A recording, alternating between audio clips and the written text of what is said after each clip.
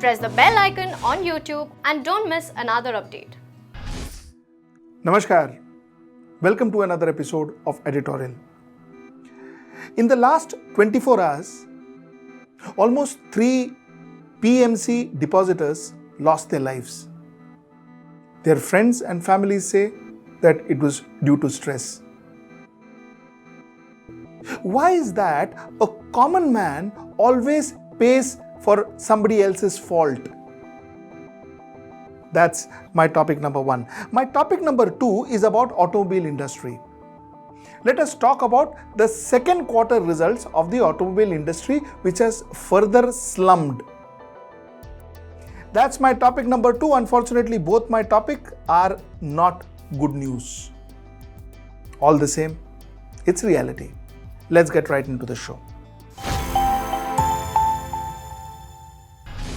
Sanjay Gulati died of a heart attack after his meal in a place called Oshiwara in Mumbai on Monday. Photomal Punjabi, a 59-year-old gentleman, collapsed again because of heart attack in Mulund in Mumbai. Dr. Nivedita Bijlani consumed sleeping pills. She had close to 1 crore rupees deposits in PMC Bank. She had just come from the United States. The friends and relatives of all these 3 people said that they died because they were under tremendous stress for the last couple of days. You see, the thing is, why is that a common man always pays price for somebody else's fault? Especially for the administration's fault. A common man always pays the price. 3 people died because RBI decided that they cannot withdraw money. The money which the person have put, they can withdraw only 40,000 rupees in the next 6 months. Can anybody in RBI live with 40,000 rupees for the next 6 months? Not somebody else's money, their own money. What crime has the person, the depositors, committed that RBI is troubling them so? The RBI couldn't regulate the bank. The RBI couldn't ensure that they kept an eye and vigilant on the bank, which they are supposed to do. They are a regulatory body. They couldn't do their work. So who has to pay? We have to pay. You see, this is against the sheer concept of justice. And I will tell you why it is against the sheer concept of justice.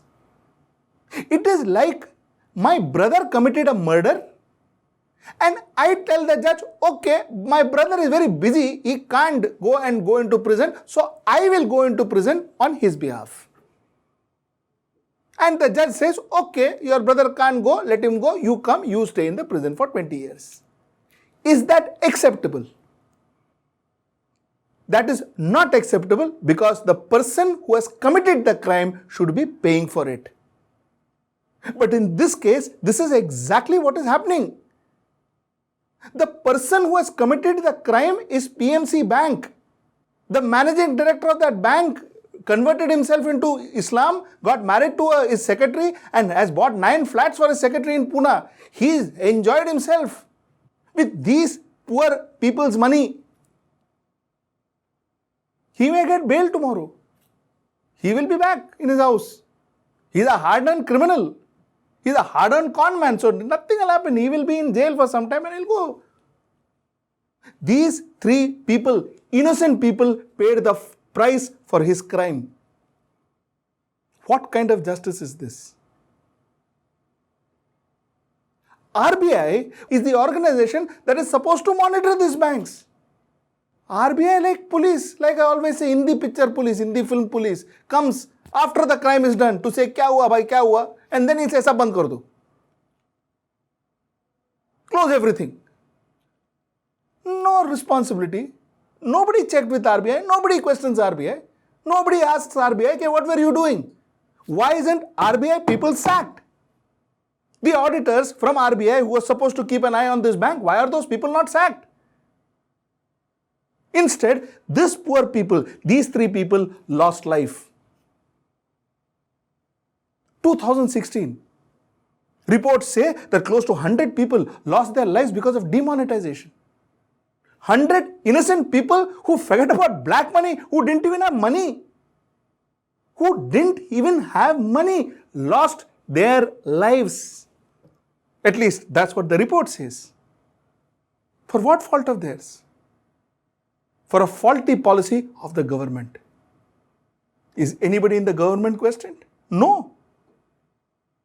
Who paid the price? Those poor people. You know why? Because in our country, the only person who is punished is always the common man.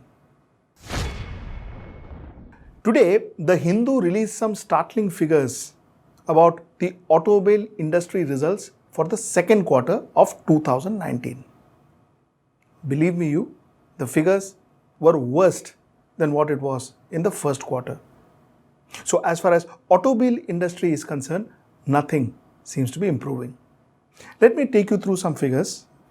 In passenger vehicles, quarter 1 of financial year 2019-20 showed a negative growth of around 16%, wherein quarter 2 is showing a negative growth of around 29%. For commercial vehicles, quarter 1 showed a negative growth of 10%, wherein quarter 2 is showing a negative growth of around 33%. For two-wheelers, quarter 1 showed a negative growth of around 11% and quarter 2 is showing a growth of 20%. Now, this sector seems to be going from bad to worse. Now, let us understand some basic fundamental implications of this sector on production, growth and employment. Over the last 3 months, due to the demand slowdown, major auto manufacturers and their ancillaries has been declaring no production days.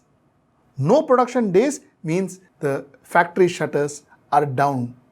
No work, no wages. I'll take you through some of these companies and the number of no production days they had in the past few months. Ashok Leyland had up to 25 days of non-production days, and this was from July to October. Mahindra & Mahindra had up to 17 days of non-production days during July, August and September. Bosch had 8 non-production days during August and September. Daimler had 6 non-production days during September and October. Bosch had 5 non-production days in August alone. Hero MotoCorp had 4 non-production days August alone. Bosch Limited in Karnataka had 4 non-production days in July and August. Tata Motors, 3 non-production days in August alone. Precall had 3 non-production days in October. Sundaram Clayton Limited had 2 non-production days in August alone. These were the non-production days that the automobile sector, the automobile companies had in the last 3 months. Now the worst is, the primary reason for automobile sector coming down or automobile sector getting into the slump is purely because of man-made decisions. This was not natural, this was not market forces. These were wrong policies that got them into this particular situation. I will try and tell you how. You see, if you see the graph, the slump in the automobile sector, the graph is in your screen right now. The slump in the sales graph can be directly related to a policy decision taken that time. If you notice, the first major slump that the automobile sector took was during November 2016, and that is thanks to demonetization. The second slump that the automobile industry took was when BS4 was introduced. The third slump was sometimes in July of 2017 when GST was introduced. And the fourth slump that one could see in the automobile sector was during July 2018 during the introduction of the new insurance policy. So each of these slumps that the market took, that the industry took, was because of a policy, of a faulty policy. And the only way that this market can go back if we do corrective economic policies, if we take corrective trade policies, if we take corrective financial policies, if we take corrective fiscal policies. And unless and until there is a definite intervention into this sector is going to further go down. Let us see what Diwali has in store for this sector. Till we meet next time, Namaskar.